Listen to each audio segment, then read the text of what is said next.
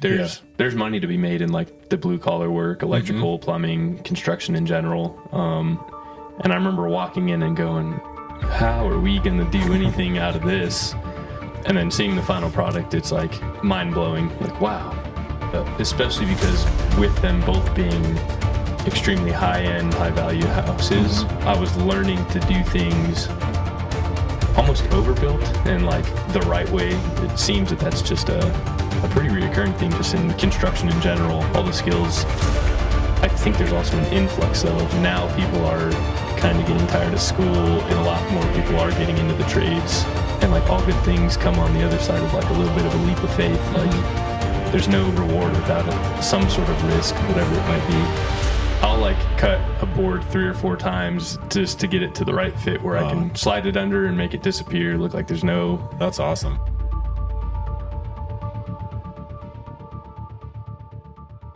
Welcome back, everybody. Career Insights, episode 7. Today we're going to be talking with Qwentin. Qwentin owns a minor home improvement and a handyman business. The name of that business is Inspired Life Home Services. We're going to talk to Qwentin how he got there. This is a fairly new business that he's just started up.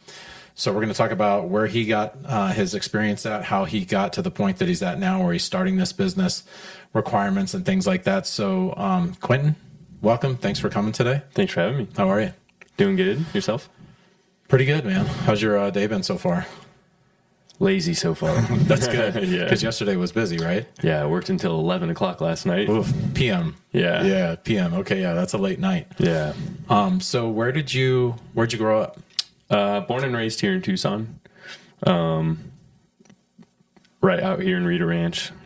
Yeah, most of my mom's family's out here and just spent most of the time out here, traveled around the States a little bit, but haven't been too far. Which high school did you go? I went to Cienega High School. Oh, cool. Yeah. How was that?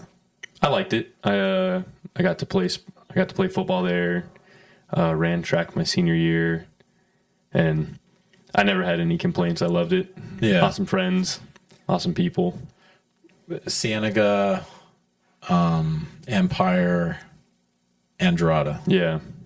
Did you pick Cienega for a reason, or did you just happen to go there? So I actually wanted to go to Saguaro because that's where my aunts and uncles have gone. All my cousins went to Saguaro. So I sort of thought, I want to go to the same school as them. Mm-hmm. My parents weren't having it. It's a little bit of a drive. Yeah. Plus, we live in the Vail School District, so they just wanted me to stay out here. Yeah. And then once it was like, all right, I'm staying in the Vail School District, I figured I'd go to Cienega because I wanted to play football. And as far as out here, they were like the football school. So, was the team good back then? Yeah. My freshman year, we went to state. Nice. Years prior, they had good teams. But as far as they were in like the bigger conference, as far as Empire goes, Andrada didn't have a football team. Those kids played at Empire. And yeah, I just wanted to go to Cienega to hopefully play some big guy football out there. And yeah, it was a good time. What position did you play? I played inside linebacker and fullback, which I'm a smaller guy, especially back in high school. And I probably could have found another position, but that's what I played for 4 years, and it wound up being all right. Yeah, did you like it? Yeah, I liked it. I liked all the guys. The coaches were awesome. It was a good time. What do you miss about it? I think like the camaraderie and like just the family, which I feel like I've sort of found now with CrossFit and totally being back in that and the competitiveness. Yeah, you get out of like sports once you leave high school and you're like, I don't really know what to do. Did you say that you ran track too? I did, just my senior year, and actually got into jumping. I was long jump, triple jump. And in one invitational, they decided to put me in the 4x1, which I was like, I haven't ran this at all in practice other than the week prior, and I actually held my own. I was the first leg. I did pretty good. The rest of the legs, we did not do too hot, but it was a fun experience. It was nerve-wracking. It's like, all right, well, just get out there, run. So I have like a personal question about this because I've always wondered this. Yeah. For like long jumps and triple jumps. Yeah. right? There's something with the footboard. You got to like, Yep. there's a place you have to hit, right? And I know this is totally off topic, but I have to ask, how do you measure where you're going to start from? You know what I mean? Because I'm assuming you have a stride length, so many steps. Like, how are you doing that? So it's been a little while, but it was essentially we started on the footboard and then they had us run down the track. And then there was somebody that I think we had a pace count that we wanted to hit, so roughly however many strides. And when we hit that distance, we had somebody at that other end to mark where we were. And then it was a matter of messing around within that like a foot range of where you start. And then you'd run down the track and then you would check where your toe hit. And if you needed to move back a couple inches, you do that. And then you take a measurement and then you just know your measurement everywhere you go. And so they have a long tape measure that they set up, and you just set your piece of tape and you know that that's your starting point. That's what I wanted to know. It's like, once you find your like spot, your distance, then every track you go to, somebody's there measuring, and then you put, okay, so then that's where you're starting from. Yep. That's pretty cool. And it's a matter of like, how consistent can you be in hitting your exact stride? So that's pretty crazy. Yeah. And every once in a while you'll step over the board or you'll step real shy. And So thanks for that information. I know that was completely off topic. We're going to get back on track now.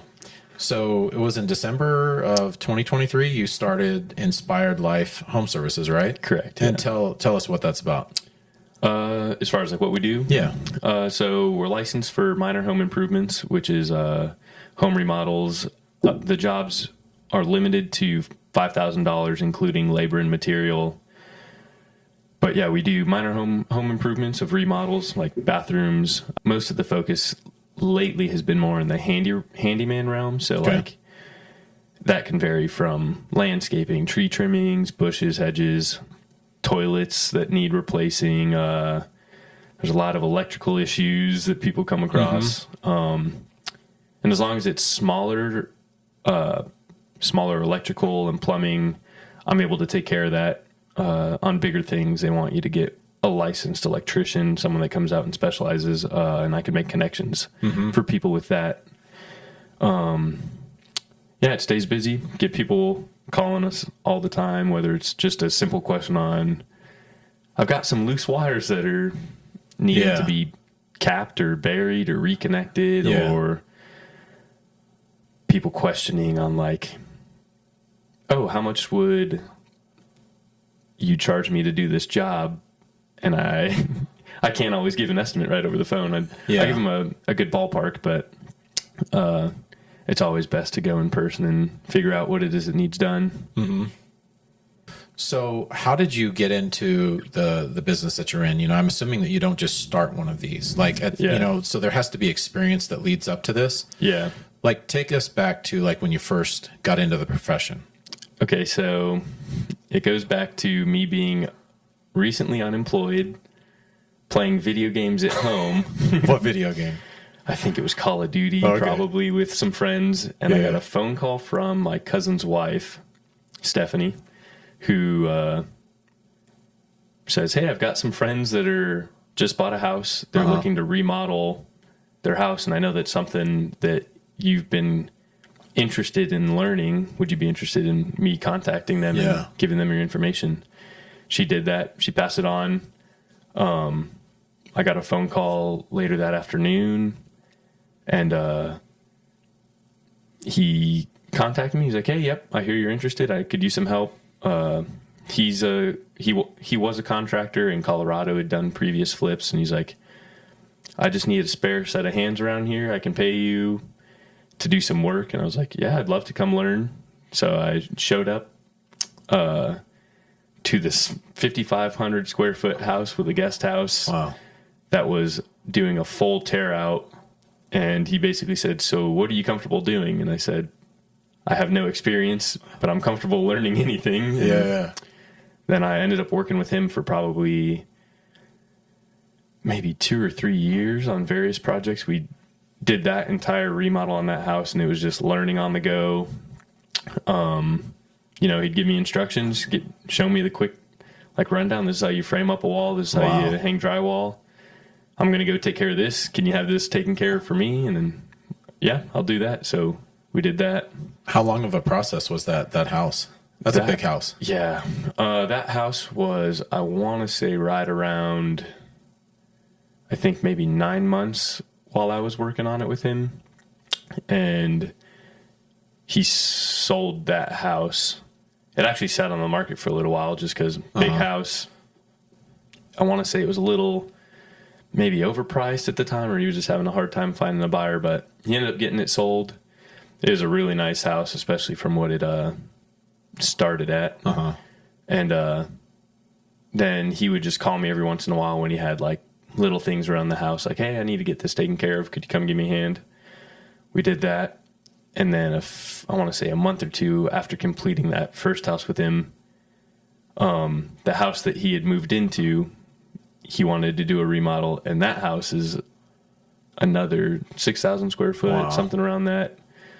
And that one we also did a pretty big like tear down and rebuild, and it was all while he was living in it, so it was portioned out, starting in a guest room, guest bathroom, and just slowly moving throughout the house, doing entire new floors, remodeling the kitchen, knocking walls out, extending stuff, and then moving into landscaping on a property that has an 2-acre lot with a completely empty acre that we had to remove all kinds of bush, clear it, shovel and wheelbarrow in an entire acre's worth of gravel. Wow. Yeah.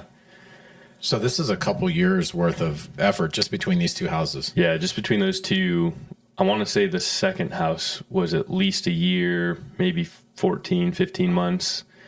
And he turned that one into a VRBO. And so, awesome house. It's become it's a big group house that's got pool tables, shuffleboards, arcade games. It's just like a vacation house that's on a perfect hillside overlooking Tucson. So looking back from where you're at now, Yeah. that experience had value. Yeah. Like, how valuable was that experience? Starting at zero, really. Yeah. And then through the course of those 2 years, you're kind of touching all these little things, knocking down walls, hanging drywall, framing. Yep. How valuable was that? It was extremely valuable, especially because with them both being extremely high-end, high-value houses, I was learning to do things almost overbuilt and like the right way, where quality didn't matter really how long the time took. We wanted good quality finish. Like if something was done wrong, rather than just trying to put some lipstick on it and make it pretty, it was pull it out, we'll redo it the right way. Well, that's huge. Yeah. So you learned like the right way right from the very start. Yeah.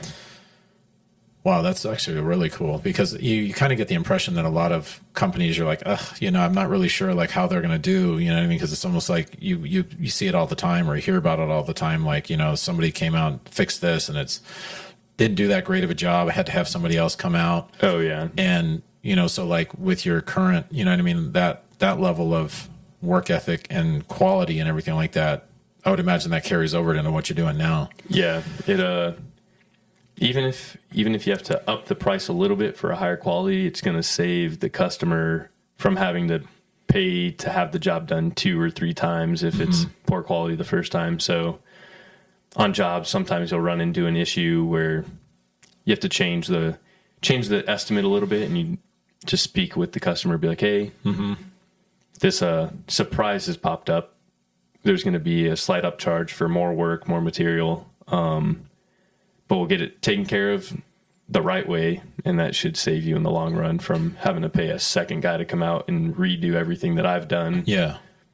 Is there an alternative to that? Like, so going on a job, learning firsthand, you're doing the work with somebody supervising you.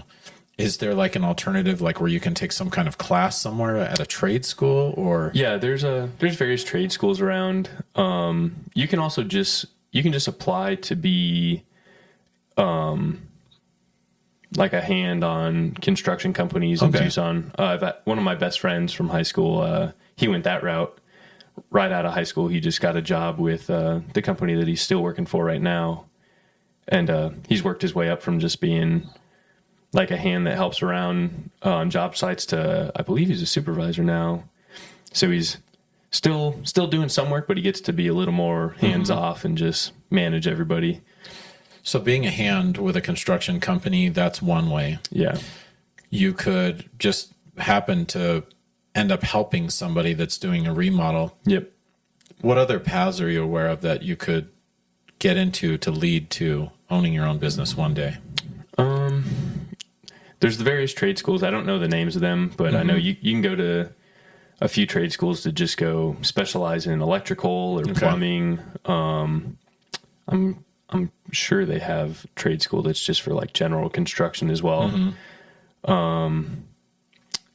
We had a construction class in high school, which a lot of the kids, like in high school, it was kind of joked about, but looking back on it, like I think they got some actual pretty good knowledge. Yeah.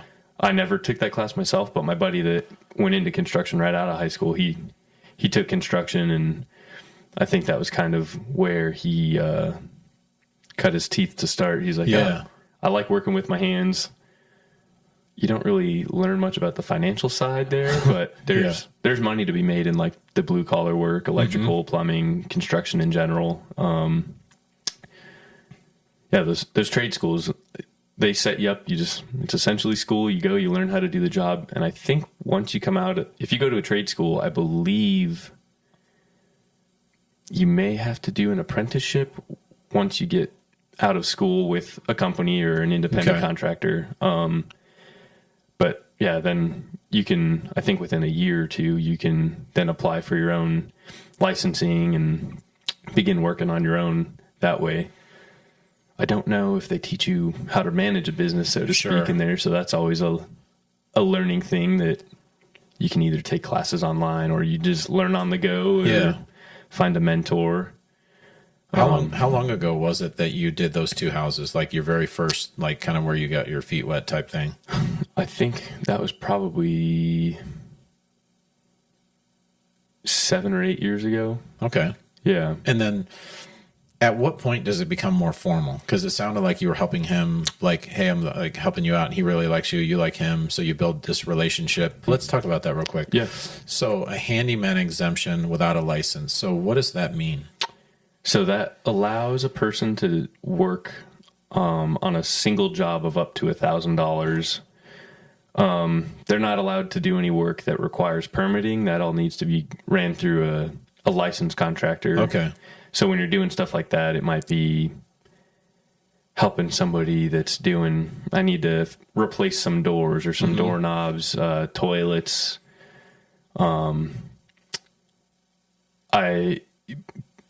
You can help people with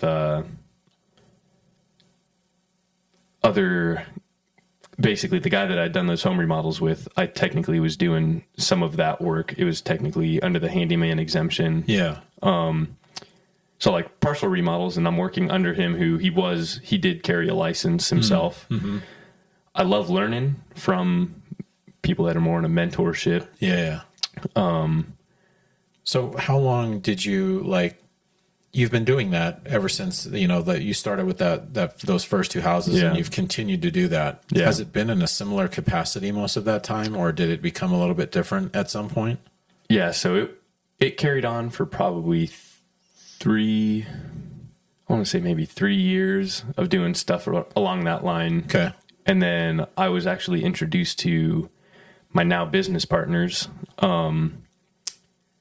And again, it was my same cousin's wife that introduced me to the first man that I worked for. She contacted me and said, hey, my friends just bought a house. We're over here, helping them remodel it. Yeah. I don't like doing this anymore. Do you want to come give us a hand? And I said, yep, I'll be right there. So she sent me the address. I went over, and then I worked with them for probably a year straight, just working on their property, remodeling this new house that they had gotten. We did a full tear out down to the bone. So it was just studs. Wow. Remodeled the kitchen, into a whole new like open concept. Before it was very 1960s. Like there were a lot of small rooms. Met them, worked with them in varying capacities for probably, I met them in 2020. We started the business at the end of 2023. So for 3 years, I did various work with them between their personal residence. And then they had chiropractic office that we remodeled, and I helped them with that remodel. And then a second office that I helped them remodel. And that's when it started. They 1099 me to pay that way. And then I kind of was getting tired of not being a contributing member of society, so to speak, and not having like a way to grow something. Sure. And so they had pitched the idea like, hey, if you're ever interested, we'd love to work with you and try to help you build something that eventually will be your own thing. And what did you think when they approached you about that? When they first approached me, honestly, I think I was lacking confidence, and I was like, yeah, that sounds like something. I'll let you know about it. And then didn't move forward with it. We just kept doing various work for them. And then, near the end of last year, I finally was like, I need to start doing something Well, they must have seen something in what you were doing. Yeah. You know what I mean? And because there aren't too many people, if any, that are going to approach somebody and say, hey, I want to start a business with you. You know what I mean? So what did they say, hey man, we really love your work. You do such a great job. You know what I mean? What was it at that time? I'm assuming they kind of give you an indication. What was that? So the joke around the group is that I can do just about anything. There's nothing I can't do. And, I'm pretty easygoing and a real good people person. So, my business partner, John, tried to pull me in, wanted me to get involved in his business, which is he's a mortgage broker. Yeah. I started studying for that, and I'm just not much of a sales guy, so to speak, and into desks. A desk job isn't my thing. And they kept floating it out there like, yeah, if you want to move forward with this, we'll be happy to we'll sit down, we'll talk it out, see what it looks like. Yeah. And finally I was just thinking it'd be nice to have something that's mine, that all I'm doing currently is selling myself, where there's it's just my time. I had run out of health insurance. I wasn't on anybody's health insurance, so I needed my own. And I wanted to move forward with getting bigger jobs. Totally. Learning more skill sets on I wanted to create something that was mine in a business and learn how to run a business, because through them I've met some amazing friends that all run their businesses, and some of them are large businesses in Arizona, painting, pool cleaning, real estate. And so they have all these connections where I thought, if I have a legitimate business, I have all these friends now that will refer me, and we can work together. And so I finally reached out to them about that, and we sat down, kind of drew up what the business would look like, and they helped out in financial backing, and then also just their business experience and already having business lawyers that could help set up the company and what that would look like for all of us. And is a blessing. And now they help me out if I need it. They help a lot out with bookkeeping right now. They just allow me to focus on bringing in customers and handling the jobs, and they're a blessing. It's scary to think about. I mean, it always feels like the easier path is working for someone. Yeah. Because you just show up, you do your job, you get a check, yay. Yeah. Versus if I'm the one calling all the shots, I have to do all of those things. So I would imagine it's very intimidating. Yeah. And that's you're always doubting yourself, can I really do this, and things like that. When earlier you were talking about skill sets, like, so over the course of the years where you're building all your experience that is leading up to like where you're at now, what are the standout like skills? You know what I mean? Is it like drywall, flooring? Like, what are the things that are really standing out that you are really like, I really like this? Like, there's certain things that I like about this. I can be a little OCD at times. So when it comes to like finish trim, as far as like baseboards, cabinetry, counters, anything like that, door trim, that's kind of my like area. Painting too. Yeah, I'm really good at making things look like a nice final product. The framing and everything is pretty simple.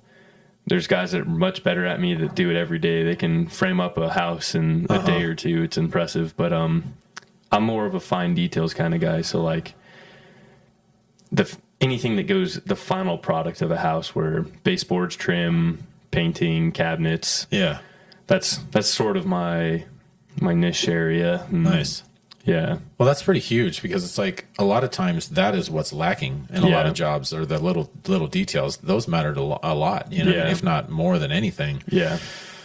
You know, so it's like, and you know, those, I would imagine the customers that are looking to have that level of detail are paying more money because it requires that much more work. Yeah. And yeah, so that's really interesting, because it's, you know, it's like what you already have naturally just kind of lends itself, you know, and all these other businesses that you're networking with, it's like everybody had to start somewhere. Yeah. You know what I mean? And they've built that up, and it's like now you're on that path. Yeah. And that's really cool. So all of the finished details and things like that, anything else like so like, does that apply to like flooring, or is it specific to anything else? Yeah. Flooring. You'll see a lot of times, if you look into the finer details of floors and stuff, where they cut it close enough and will like fill in with caulking or some sort of filler to get things. But yeah, I'll like cut a board 3 or 4 times just to get it to the right fit where I can slide it under and make it disappear, look like there's no. That's awesome. Yeah. But yeah, it's all the small details, little nail pops maybe that are popping out of drywall. Yeah. I haven't spent as much time doing textures on houses and stuff, so I'll hang drywall and I can tape it, but the final texture, as far as that goes, that's a skill set. Doing a whole house that is I haven't dedicated the 10,000 hours to that one yet. Have you done any work on like brick homes or anything like that? A little bit, but most of that work was removing of some brick. But the home remodel that I did with my business partners, it was a adobe house, and so we cut some new windows and doorways into that. So that was an experience learning how to cut out brick, reinforce it with some headers that a engineer has to tell you what kind of header you need to go up in there. And, but as far as like laying brick and stuff, I haven't done too much of that as well. So you're pretty much focusing on drywall, like, or is that be called like a stucco home or drywall homes? Yeah. Even brick, I guess it's a little weird in Arizona because you'll have those brick houses where the exterior walls are brick, even on the inside. Like this wall would be a brick wall, even on the indoors, but you can then drywall over that. You just have to like frame it out or something. Yeah, and usually you use small like 2x2s to just frame that up, and then you can hang drywall, and then the inside looks like your more typical what a stucco house is, drywall everywhere.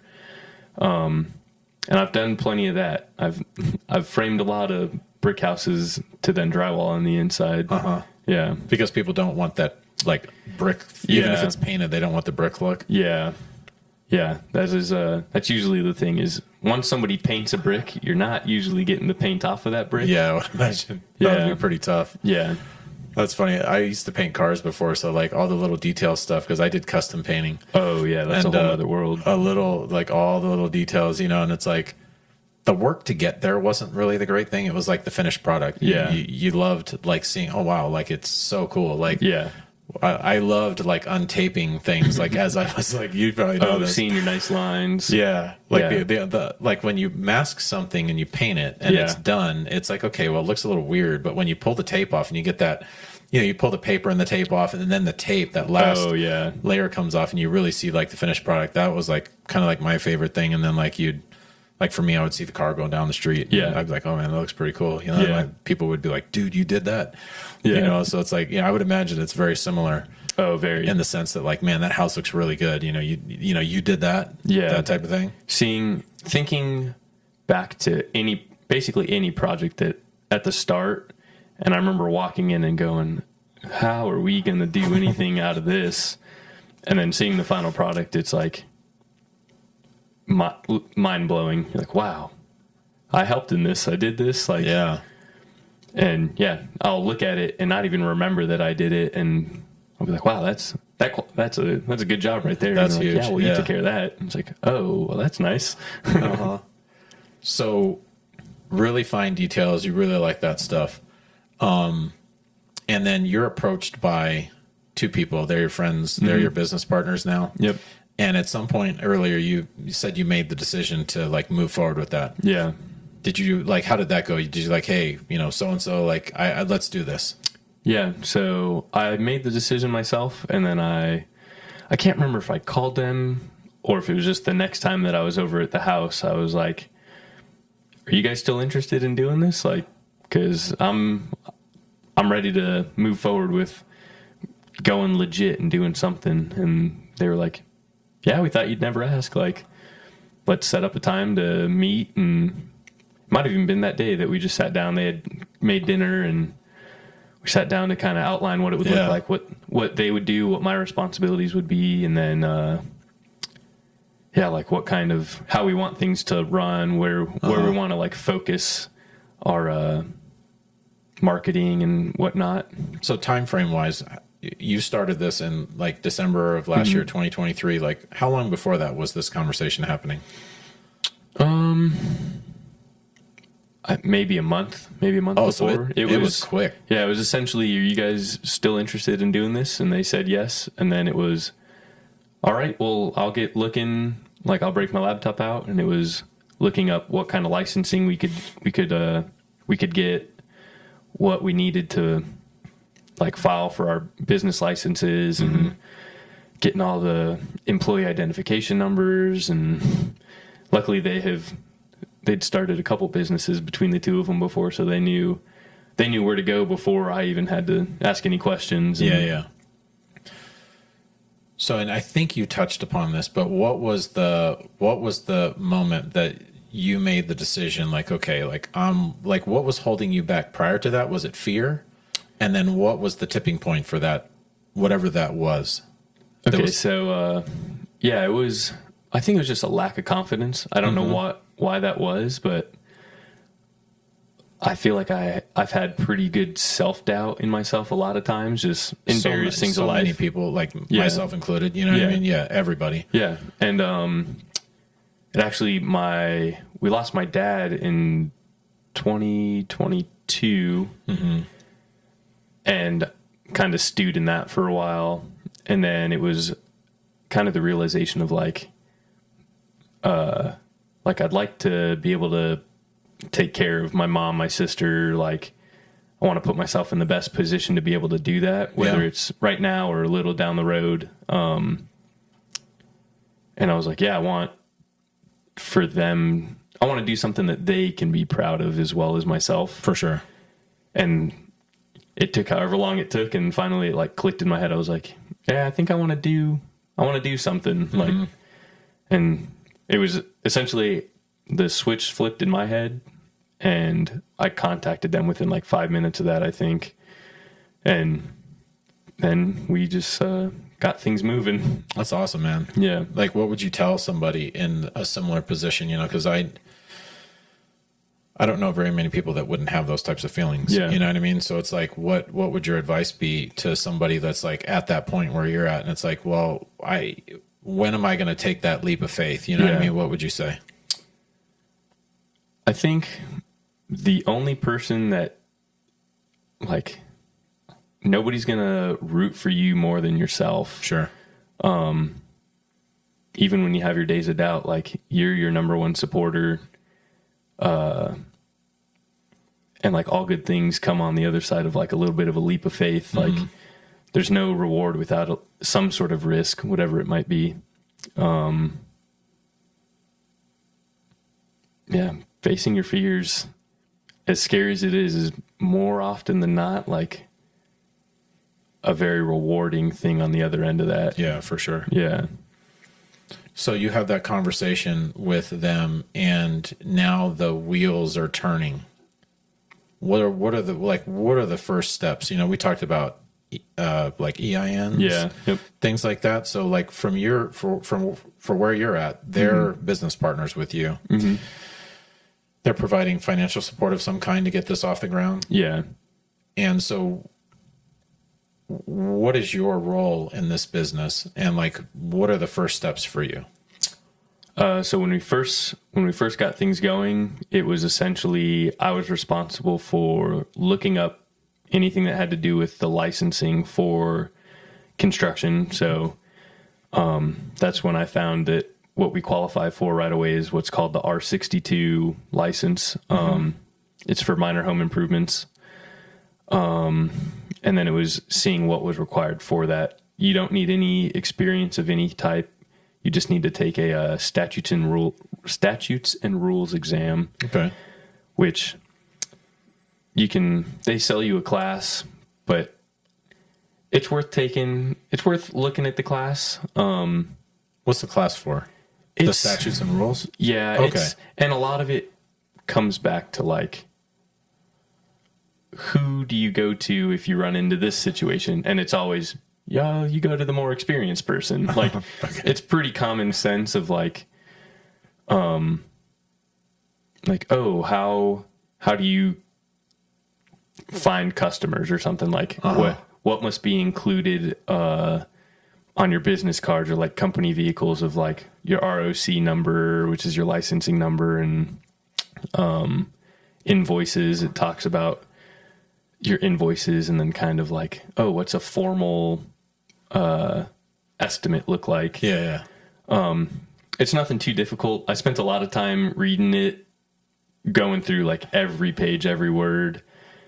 And then I took the exam and I was like, there was like 2 questions from each chapter and they were pretty common sense where I was like, I already knew this before I even read the book. But of course it's good to read the book so that you do know down the road, like, Sure. I should include this. Uh-huh.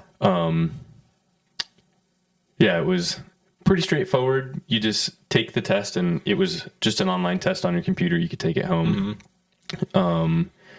It tells you right away whether you passed or not, and then you have to submit that you have to submit your test score along with all of your business information. That has to be set up prior to getting your license. You need insurance, workman's comp,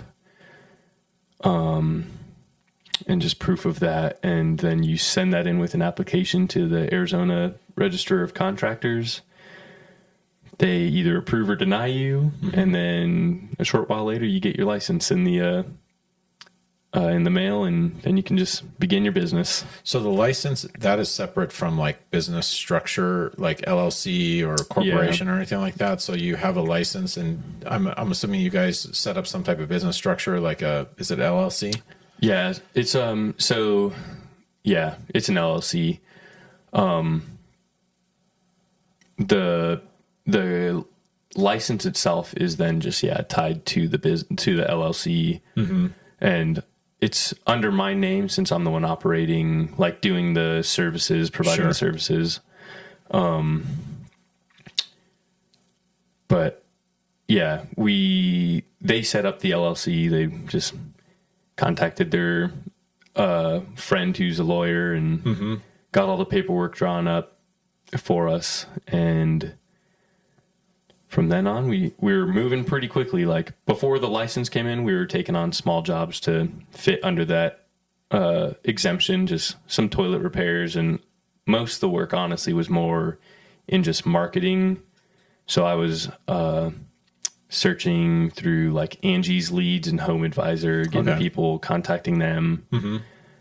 Were you getting any like referrals from other people that you know, like business friends and things like that? Yeah. So with my business partner being in mortgage, you get a lot of people that are either selling houses. So we've teamed up with some realtors. If they have a house that's going up for sale, they'll come to us and we'll take care of the work that needs to be done. And we can hold off if a customer can't pay up front for the price, we can hold off and collect escrow. Yeah. And then it's just a part of escrow. But yeah, he's in mortgage, in the mortgage business, and then his wife is a chiropractor. And so her patients, of course, all the time have something, whether it's older clientele that, oh, I need this stuff done around the house. I can't do it myself. Yeah. And then she, of course, has the person that she sends them over to me. Yeah. And, and it slowly grows from there as you work with more customers. I would imagine that so when I painted cars, like word of mouth was like a big deal. Big deal. You do a good job and everybody's like, oh man, you got to go to that guy. Right. Yeah. And I would imagine you're experiencing the same thing. Yeah. So September, like when did you really get going? Like this is all set up in December of last year. And then is it like a couple months, like February, like you're hitting the ground and like things are taking off, or how's that going?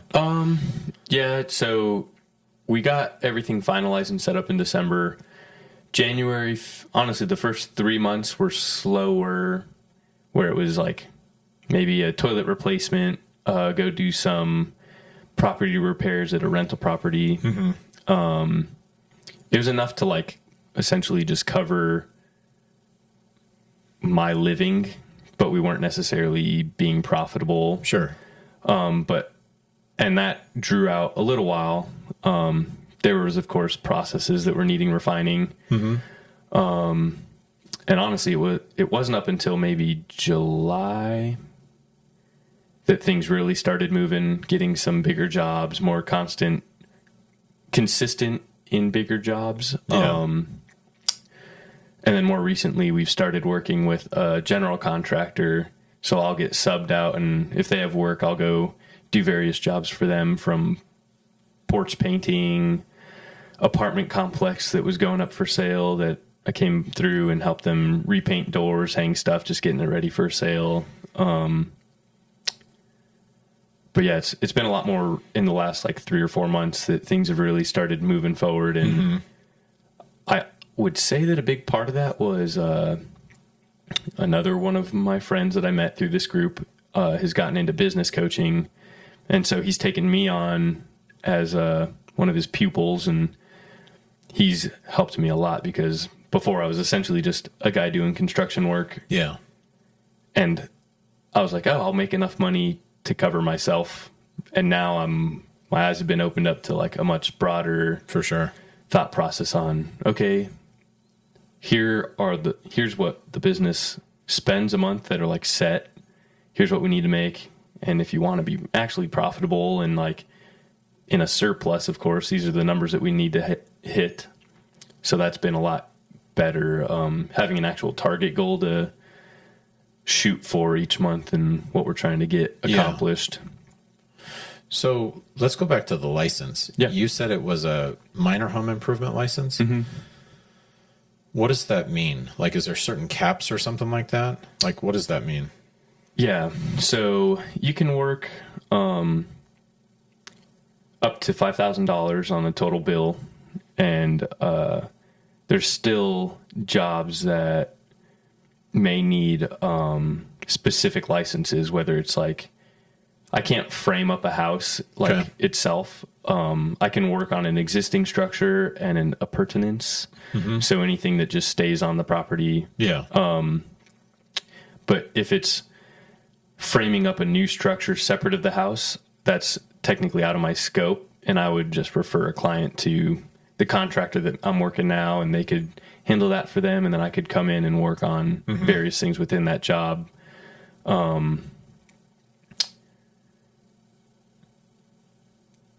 There's just anything around a house, essentially, as long as it's the existing structure, I can manage and work on under my license. And as long as the total cost doesn't exceed $5,000? Correct, yeah. And that's including labor and materials. So to save the customer little money, they can purchase the materials themselves. So then at some point, or is there an availability to, well, there has to be, where you could get a different license and the total job cost is then higher now? Yeah. Is that how that works? Yep. So I am technically a licensed contractor, and once I have, I believe it's 3 years, I can then apply for a more general contracting license, Okay. and that opens up the door significantly into, you can then like start working on like 6-figure jobs and Okay. doing things in that realm. But yeah, I believe I can even actually take a trade exam early and go that route to move on to some other licenses. But there's a plethora of licenses within the construction. Really? Yeah, you have your general contracting licenses, which I believe there's maybe 3 or 4 different types. Uh-huh. And then what mine is called a specialty residential license. And mine's an R62. I can't remember if they have everything from 0 to 62, but I know there's more past it. But you can always just log on to the Arizona Register of Contractors, and it shows a list of all the licenses, all the requirements for each license, whether it has a time or experience or a testing requirement. Mm-hmm. And that allows you to kind of pick and choose what you might qualify for.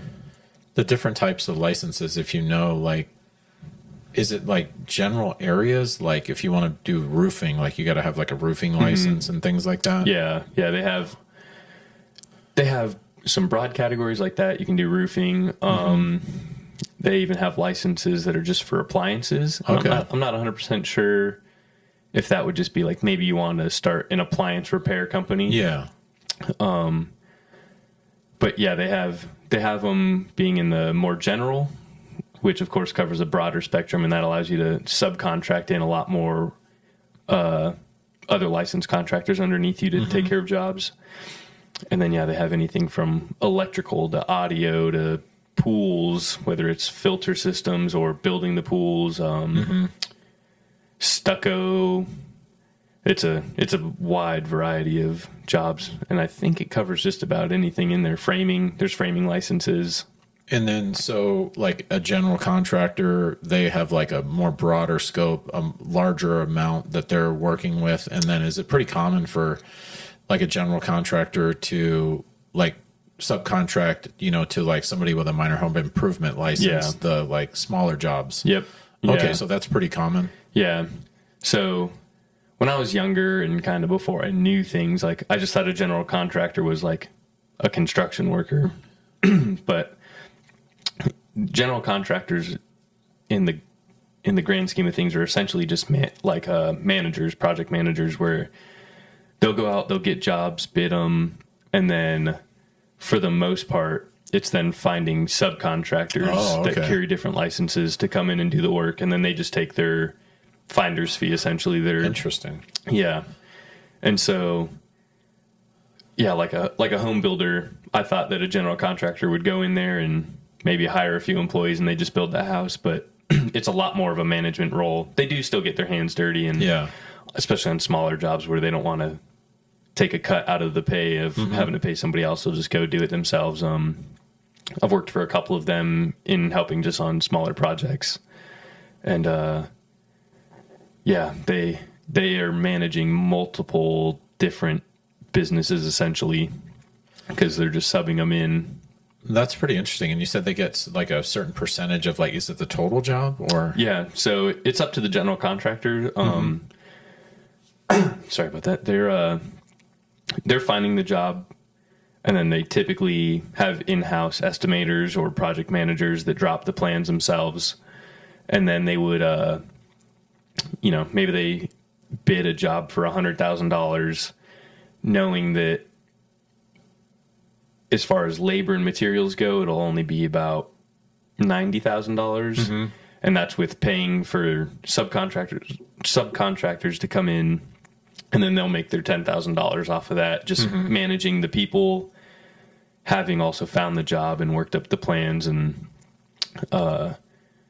so all the projects, they try to get a greater scope of projects going where they're not necessarily having to dedicate their own time to it.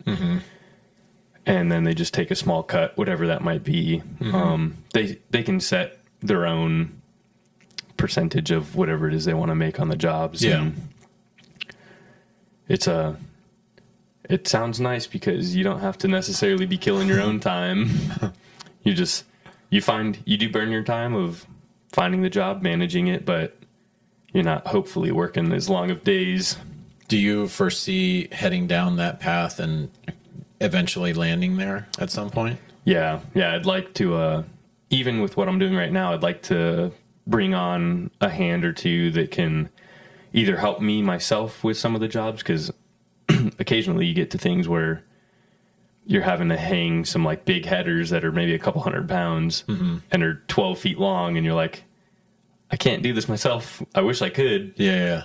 But yeah, I'm looking at bringing on at least one helper to get started, and then as they develop their skills, or if they already have skills, I'm hoping that I could like put them on a project, and then I could be out meeting with new customers, doing bidding, and then just manage them, make sure that they're doing a good job on their work.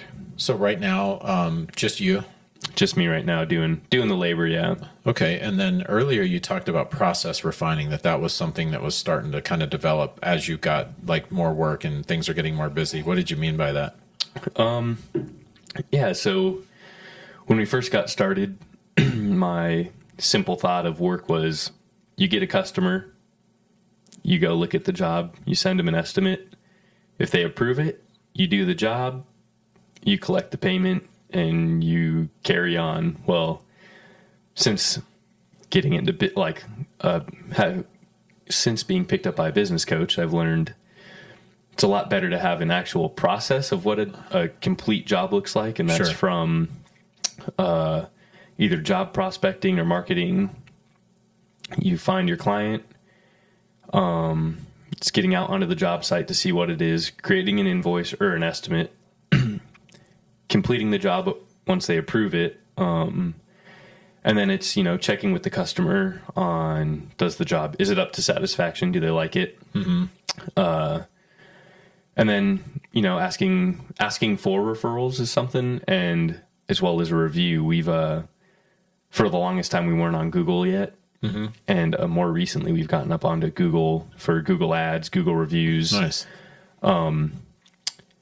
But yeah, and collecting payments, like making sure the job's done, the invoice is sent, the payments collected, and then doing maybe a follow-up with the customer 48 hours after, just being like, hey, I just want to make sure everything's holding up.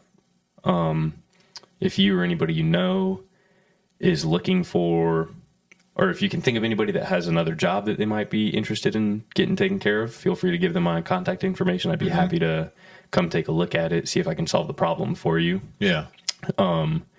Whereas before it was kind of, all right, the job's done. Thanks for letting me do this. Have a good one. And it's like, well, that wasn't a great way to, it wasn't a bad way, but they're not like, you're not leaving in their head of, oh, maybe the next thing that comes up. How does it feel now? Like you've been doing this for 8-9 months ish. Yeah. Like, how does it feel from where you were, just doing the jobs? Yeah. But now you're responsible for almost everything. Yeah. You know what I mean? You've got guidance, you've got partners and things like that. Yeah. Like, how does that differ now? I'd say it has its stress factor to it. But, yeah, like as long as you follow the process and you're just doing what I know that I have to do, it's stressful, but it's like a good stress, if that even makes sense. No, it does totally make sense. Yeah. And finished product, like, what I mean? Like people, oh my gosh, that looks so good. You know what I mean? There's like a lot of value in that, as an individual when you're doing something to like receive that, what's the word I'm Like looking validation? for? Yeah. There you go. Like, how does that feel? It's real good, especially because there have been a couple projects where I'll be stumped on whatever it might be. Yeah. And with that whole like lack of confidence thing was also like the nerves of asking for help, which I feel like a lot of people have. Sure. But yeah, I've come to realize and learn, like, if you go to ask for help, it's from like a power or a position of power rather than like uncertainty of, there's more power in being like, hey, I don't know what to do here. Do you have an option? Sure. Rather than just sitting there and kind of stooping in it of like, well, no progress is being made. There's still a problem. There's no solutions coming forward. Yeah, and somebody has already addressed that problem, you know, so it's like asking the right person, like, hey, what did you do in this situation? Because there's only one way to learn. Yeah. You know what I mean? Like, I mean, you can try to figure it out, but you might or might not figure it out versus somebody that's already figured it out. Yep. You ask them, it's like, oh, I should have done that. You know, I mean, that was so easy. Like, seriously. And some of the like most simple solutions totally are like, wow, how did I not see that? And like, I sat on this for a day, couldn't figure it out. And all I needed to do was like change my perspective. And it's like, oh yeah, that's the clear answer. Yeah. Like, what is like a typical day? Like, you know what I mean? Like, do you hope that it would be like 8 to 5, but it ends up being something completely different? You know what I mean? Yeah. And what is driving that? You know what I mean? Like, why is it not 8 to 5? Yeah. So before, like early on in the business, I was kind of just mad dash. Like, I'll work as long as I need to get the job, to make the money, to cover costs and stuff. But that has a domino effect of, you work super late, you overwork yourself, you fall behind on work, then you can't catch up because you're overworking yourself. And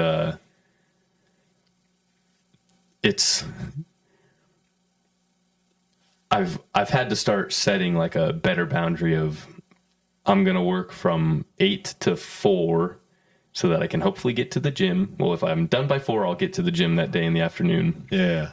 I try not to work on weekends, but I'm open to customers that have emergencies that come up. Sure. I'll certainly like take it on, but I'm trying to do better of giving myself 2 days off to just like have my time, do whatever I want. That's not necessarily business related, because you get so tied up in it that, like, the business is not me and I'm not the business. They're two separate things.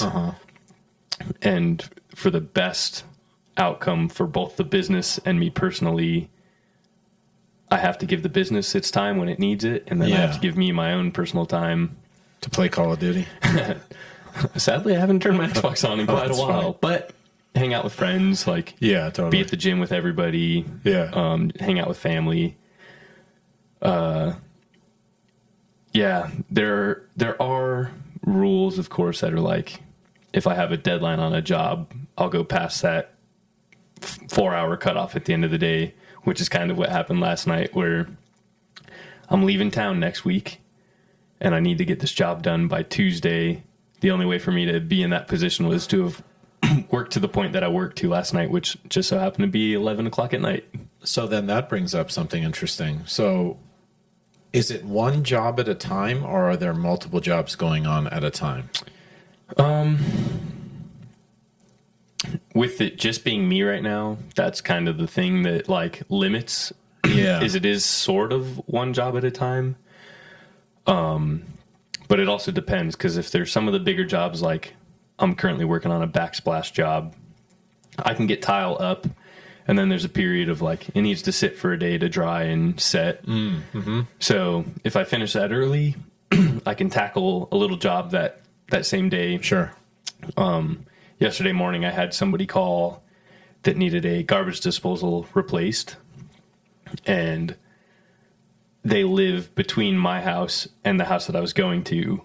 So I was able to squeeze that in, stop by, replace a garbage disposal in 20 minutes, carry on and get up to the other job. But that is why I would like to bring on helpers, because then we could run 2 jobs. If I get a second, 2 or 3 jobs. So as a solo, it seems like you have to be very conscious of like your schedule of like, so like kind of going back a little bit, each job that you're doing, you're given an estimate. And in that estimate, is there like an estimation of like time of like how long to complete that job? Yeah. So the job estimate itself is usually built off of my estimated time on the job. Okay. That's one thing that I've been working on, is actually the estimate is a estimate not to exceed. So I would give you, I believe that it's going to be $500, but not to exceed $800 if we run into these issues. And then you give a description of what the scope of work is. And that way, if you do come into a issue, you can be like, we ran a little long, so it'll be a little extra, but it's not going to exceed this limit of $800. And that's something that's newly being worked on, getting that into the estimates. Well, it seems like that would be a really smart way to approach something like that. So you're kind of taking into account like potentially unforeseeable things happening. Yep. And it's like, it's not that you're taking advantage of anything, but it's like, hey, these things happen probably on a more regular basis than you would hope for. Certainly. And it's like, okay, like this is the absolute worst case scenario. Here's where we're at right now. If I have to do these 2 things in addition, but I won't know until I tear that wall down or something like that. Yeah. Tearing a wall, opening up a wall is a big, that's a big proponent for going into the estimates, not to exceed, because you'll have somebody wanting like siding repaired on their house. Yeah. Which the siding has water damage, which would then lead you to believe that there's potentially water damage behind the wall. Yeah. But you won't know until you open up the wall. So you do the estimate not to exceed. You would cover the scope of work. And then still, if you open it up and it was something even greater, then you step aside and you say, hey, I know that this is what we talked about. These are the issues that we now see. We can proceed forward. And then you work up another estimate, essentially, of like, it looks like it may be this additional cost to do this. And then that's up to the customer to decide. Sadly, in most cases, the customer, if it's something like that, you're like, my hands are tied. I kind of have to move forward. Well, you know what's interesting? Like, now that we're talking about this, I can see how like a company, like a general contractor or any contractor, like where it starts to like get ahead, you almost can get ahead of yourself, like with you being one person, right? It's like, you want to take on more work because there's going to be some downtime, like where you got to let the tile set for a day. Yeah. You don't want to be completely down that time. But now it's like, I've heard stories before where it's like, oh, they're always running late or something like that, and it's like, so I can see like, it's like, well, you want to keep the business going. Yeah. So you take on another job. And then you're like, this one ran long. Yeah. And you're anticipating, well, if I'm done here, I could take this one then. Yeah. But it runs 2 days long. Now that other job's 2 days behind. Yeah. And then so on and so on. And it's like, are you starting to like, have you seen that or you experienced that a little bit? Yeah, I've had that happen a couple times. The key that I've learned is like just communicating with your customer. Yeah, that's huge. As soon as you see, there's an issue here, this is going to go long. Yeah. It's best to just contact whoever you might have lined up next and be like, hey, I'm on this job right now. There's an issue. It might go a little longer. I don't know if you want to reschedule right now or if you just want to play it by ear and kind of see what they want to do. But yeah, no, that does certainly happen. And you're like, all right, you try your best to not necessarily have to owe the customer one, but you want to take care of the customer at the same time. Have you ever been like ahead? Like, oh man, I projected, so many days and I'm a day early. Yeah. And those are nice because then you can either, if you get a call for someone that's got a quick job, you can squeeze them in right then, or you can just kind of try to shuffle your schedule a little forward. Or if you're ahead and you just want a day off, you can go that route. Yeah. Then that's kind of like where you make the decision of like, a day off sounds nice, but does a day ahead also sound nice? Like, just kind of, it's a juggling game for sure. So thinking about hiring somebody a hand, like you were saying, you were there before. Yeah. Now, how does it feel to be there as the person hiring the hand? Like, how do you feel about that? Yeah, so that's one of those things where I've been like, not necessarily battling myself in my head, but Sure. I'd love to bring them on, but then I go, are they going to do it up to my standard? Because the thing about being like a solo business for now is when people hire me, it's like they're hiring me, where it's like, oh, Q's going to come do the work. Totally. And then it's like, all right, I'm going to trust him to do work that's up to the standard. And like a customer would be like, hey, I was expecting Q to be here. And it's like, oh, I work for him now, to where I'll probably, at least the first couple times, maybe like, certainly the first few times of whenever I do hire someone, it'll be working more in a capacity of a 2-man team. Yeah. But then, yeah, once it gets to the point where I'm comfortable sending him out to go do whatever job it might be, I still am like, am I going to trust him? And that's one of those things where it's like, you just have to trust him. And then if there's a mess ups happen. I've been there. I've messed things up. Yeah. So it's like taking the step back to recognize like, oh, I was the dude that knew nothing before. And Yeah. I certainly framed things up wrong. And then you just tear it down and you redo it. And How do your business partners feel about the potential of hiring a person? they like it as well, actually. They themselves are like supportive in me growing it Totally. in size, and then also me getting to a point where I'm not having to be on a job site all day, where it's like more exhausting, of course, which I like working with my hands, but I am getting to the point where managing, just stopping by, checking in, being like, hey, make sure that this is doing this. Mm-hmm. And then it'd be nice to also just being able to free myself up to then try and drive business of like going and meeting customers, doing the bids. They're very supportive in. I think they were actually the ones that were like, you should think about bringing somebody on if we can do that. You, of course, get to charge a little more if it's a 2-man group, which just means, well, the way it breaks down is really the job gets done quicker that way. So Sure. But it'll be nice to grow this thing, eventually get a bigger license to cover more work, and then get into those bigger jobs that I enjoy the process of, like remodeling an entire house, and seeing those final products is just so rewarding. Yeah. We did a lot of remodeling in here, and I did the demo of the tile on the floor. It's so... Man, it was brutal. I was like, we had, it was a demolition hammer. Yep. I had one of the spiked edge to break up the tile. Yeah. And then the flat... The blade to like get the rest that was left, and then the thin set off. And it's no joke. I did that for 2 days straight. Yeah. It's no joke. It was crazy, and I'm not kidding. My tooth started hurting. Yeah. Like the day after I was done. Yeah. I was like, dude, why is my tooth? I was like, ugh, like I hope I'm not having like a root canal or something. Oh yeah, you just literally shake yourself. It was from the vibration. Yeah. From the demolition hammer. Yeah. Because it went away after like a day or two. I was like, thank God. All right, Q. So you brought some pictures. Yep. Of some things that you've worked on, right? Yeah.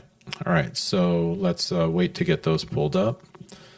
All right, so it looks like you worked on a van. Is that a one of those like van life vans? Yeah. So my buddy had wanted to build one out for a couple of years, and he finally found a good deal on a van out in North Carolina while he was out there, and he decided to call me out to give him a hand with it because he's good at figuring things out, but as far as the quality of work, he'll happily admit that it's not always the greatest. So he called me out there to give him a hand with getting it built out. And we did it in about a week. There's more final pictures somewhere hiding. But, yeah, this was quite a project. It was... Was that an everyday, all day while you were there? Yeah, I think we might have took like a day off and hung out with some of our friends out there. But it was fun. There's times where you get tested out there. You clash heads a little bit because you've got one idea, they've got one idea. Yeah. But yeah, it turned out really nice, and he got to make some road trips in it. That's cool. Brought it back here once he got out of the military, and ended up selling it to a retired gentleman to go travel himself in it. Nice. All right, so is this one of the houses that you worked on, early houses? Yeah, so this was the second house that I worked on. We redid the entire kitchen, opened up that wall, and built up the floor. So it's actually an elevated platform where that railing is. Yeah. And that bar, it used to be a diagonal wall with a bar down in the living room, but we built it up, put the bar where it is now, and it's just a much more open concept. And if I remember right, you said that the guy was living in this house, because this is the 6,000 square foot house, right? Yeah. He was living in the house, so it was like section by section you were doing it? Yep. Yeah, he was living in it while we did the construction. I want to say that we started on the far side of the house in the guest room and just slowly moved our way by section by section. This kitchen, we like doubled the size of the island, and it was pretty gross in there. It was like a turquoise plastic countertop essentially. Yeah. And looks really good. Yeah, it turned out real nice. It's got a beautiful view overlooking Tucson, so at night you get all the city lights. It's got an empty acre lot below it, so there's nothing obstructing your view. Wow. Is this the same house? Yeah, this is the entryway. Lots of natural stone flooring and lots of that also thrown up on some of the walls as accent walls. Yeah. There's directly at the end of that hallway where that opening is the, like, we'll call it a guest suite. Yeah. It's got its own bathroom in there, as well as, like, it's got its own entry to the driveway. And then just this side of us and on the right is where you walk in the house, next to that big window, actually, that's like floor to ceiling. Yeah. The white to the right of that is the door. And you walk in and you get this grand entrance into this big old cathedral of a house. This is the first kitchen I ever worked in, at the first house that we redid with him. Put in all new cabinets, all new flooring, all new backsplash. And I want to say that window we actually cut in. Wow. I think it was a closed off wall before. And that was cutting in the brick wall right there also. I was just about to ask that, if that was actual brick wall or if that's some kind of like siding of some kind, or. So what you see, that's actually just like a backsplash tile. Oh, okay. But on the backside of that, it was an adobe brick house. Nice. Yeah. And then this is the entrance to that same house. That big fireplace at the end, like we redid the mantle and all the stone around it.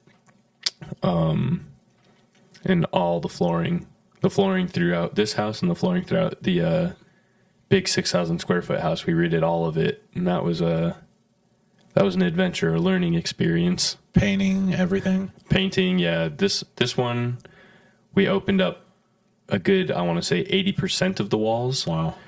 And so the kitchen before, I think, went where that fridge is. Mm-hmm. There was a wall that ran off and closed it off, and it had a doorway that fed through to be the kitchen on one side, dining room on the other. Yeah. So we got rid of that wall, opened it up, made it a nice long kitchen with a dining room at the end on the other side of that counter. Yep, that's a big L-shaped counter with same kitchen. Same kitchen. It's got a good sized walk-in pantry at the end with a little barn door. Mm-hmm. Store all your snacks up in there. And this is the guest shower, actually. It's like 8 foot deep. And I want to say it might be like 10-foot ceilings in there. Is there like a door or a curtain that goes there, or is it just open all the time? It's just open. It gets real breezy. Okay. it doesn't really retain the heat.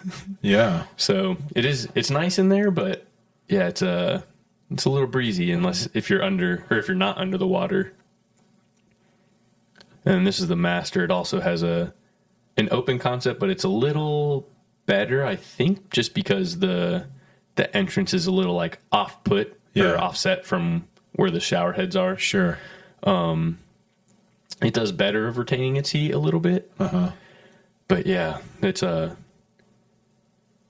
big walk-in shower with natural stone tile on the walls from floor to ceiling. It is that same shower. Mm-hmm. It's got the big rainfall shower head, and then that's that big square at the top. Mm-hmm. Yeah. And then it also has a shower head right there at that wall just above the bench. Yeah, I see that. Because those rainfall shower heads are nice, but it's a lot harder to wash your body. Yeah. Like, they don't typically give you a lot of water pressure out of those. What about water volume? Like, is it similar to a regular shower head, or is it less or more? It's a good amount of water that comes out. It does essentially cover you from shoulder to shoulder. Yeah.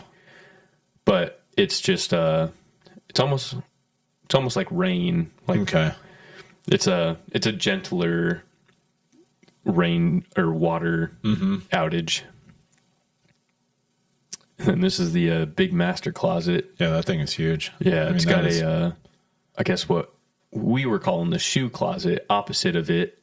You can see it in that reflection. That's just the entrance to the other closet, which is it's still pretty big because I want to say it's about half the size of this. So it's about as big as the bedroom that I grew up in, and it's just somebody's closet. Yeah. Wow. I mean, that closet was just enormous. Yeah, we've done a lot of work on I've done a lot of big closets and big fancy showers. So looking back at where you started, where you're at, what are some of the somebody should really know this? You know what I mean? Like, what advice would you say at this point? I'd say if you're going to start a business, it is extremely rewarding. There's also a lot of sacrifices that come with that. You do have to put the business first in a lot of cases. You should definitely prioritize a little bit of self-care for yourself. Mm-hmm. But in my instance, it's just me doing the work. So if I'm not working, there's no money coming in as of right now. Yeah. Which is why I would like to grow it and start hiring some employees under me, getting them trained to hopefully continue doing some work. Even if I have a day that I want to take off or something, I can send them out to do some work. Mm-hmm. But yeah, it's the business. The business does come first, and there's a chance that if you're not doing too good in your business, you might not be collecting the paycheck that week because you've got your overhead that the business is run. And if you haven't made that goal, that at the very least needs to be made of paying off either the business credit cards or whatever payroll services or estimation services that you use. That comes first. It's that. Then you can pay yourself. And it sounds like there's quite a bit of overhead then. There doesn't have to be. Okay. You can get started, especially with a handyman business, pretty simple. You could go buy just a pretty budget-friendly, impact driver, drill, some wrenches, and if you just get a toolkit like that from Home Depot, you're maybe spending $150 for a nice socket set that comes with some wrenches and stuff. And then maybe another, we'll call it $200 to $300 for some power tools to just get you started. And you really don't need much more necessarily out of that. If you get a job that you don't have a tool for, there's always tool rentals, or you can make the investment into a tool, and that'll earn you when you look at it, you go, if I buy this $150 tool, if I use it I use my power drill and my impact driver every day. Yeah. And it's definitely it's earned its money. That's for sure. Like, you don't need fancy estimating services. Sure. It's extremely helpful to have someone where, I use a service called,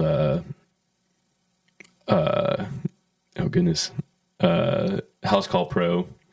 And that allows me to create an estimate, send it to the customer, build my invoices. I can set schedules. And then it tracks everything. So like it'll create a customer inventory and you can see what jobs you've done for these customers, what the jobs have cost. Mm-hmm. And so it is nice being able to like electronically track all of that. Is that like a monthly fee for that? I think they have a monthly fee. I think we might have done like just the yearly. I see. Yeah. Paying one lump sum, save a couple $100 or something. And then like insurance, is that expensive? Do you need insurance? Yeah, we have business insurance. It's not too bad, and we're insured, up to like $1 million in damages or something like, that.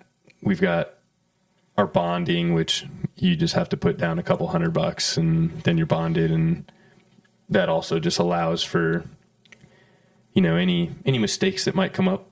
Yeah.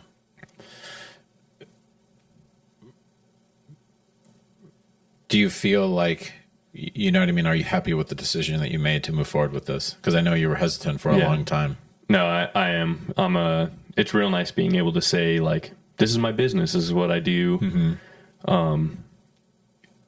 Like I'd be happy to help anybody. And it's like, I'd be grateful for you to give me the opportunity to show you what I'm capable of sort of deal. And yeah, just having like a name, it's kind of like my first child, I guess. Yeah. Well, it seems like it's picked up really well and not even our first year, you know what I mean? And that's really good. Like, it sounds like it's growing really well. The work that you're doing is really, people are very like not even satisfied. That's not the right word, but they're very like happy with the work, you know what I mean? And then they're saying, hey, you should have Qwentin do this for you. And kind of like the word of mouth gets around. Yeah. And then with everybody that, like networking wise, real estate agents and things like that, it sounds like it's only a matter of time before it's just, like a massive thriving thing. Yeah. Yeah. I certainly hope so. And, like I'm leaving for a trip and I'm getting people that keep hitting me, like contacting me for, could you take care of this? And I've got a couple options of people that I'd like to hopefully bring on once I get back. But one of them has experience in construction that he did prior to moving here. And so if I get a job, I can contact him about, hey, are you comfortable doing this? And I can send him while I'm out. And then it'll also kind of be an experiment of me, like my managerial skills from afar. Mm-hmm. Then I have another that can take care of some like landscaping and tree services for me while I'm gone. But this will be like the first test of getting jobs and kind of sending them out without me being there. Do you ever look back and go, man, I should have said something earlier? Yeah, I think so. I wish, whether it was me getting started earlier, going more, even if I had just gotten onto a construction company earlier. Yeah. The thing though about that is I can see kind of in my friends that have gone that route. I know I have a couple that got into a trade, got out, started their own thing, but I also have friends that got into the trade and are now comfortable, which is great for them too. They're comfortable in what they're doing, but I think that they would be like extremely successful if they also opted to start their own gig up. But yeah, no, I don't regret it one bit, other than I do wish I would have started it a little sooner. What do you think would be different? You know what I mean? Like, what would be different? Why do you wish that? I don't necessarily know if anything would be different, other than at the point where I am right now today, I would have had a little more experience and would be a little further along in the business. Mm-hmm.